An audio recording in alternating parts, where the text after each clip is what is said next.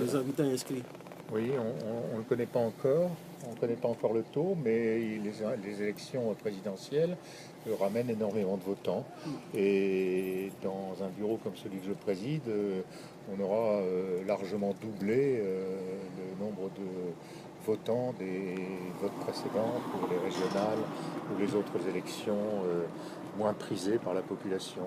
Mais comme il s'agit d'un enjeu national, voire international, puisque c'est le président de la République, les gens votent énormément. Énormément, et tant mieux parce que c'est une preuve de démocratie, de voir que tout le monde est à écoute, entend et puis vient s'exprimer. O que pode considerar aqueles que acabam votar ainda nesse momento, estão em casa? Est-ce que pour les personnes qui ne se sont pas déplacées pour le moment d'ici 19h, est-ce que vous avez un conseil à donner ou quoi que ce soit pour les encourager on souhaite toujours évidemment que les gens se déplacent beaucoup.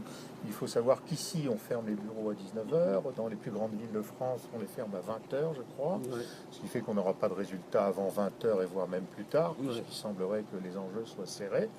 Et on pense qu'il y aura encore pas mal de votants d'ici là, et il faut espérer qu'ils viennent effectivement avant l'heure de fermeture, parce que il y a une heure qui est précise, qui est définie.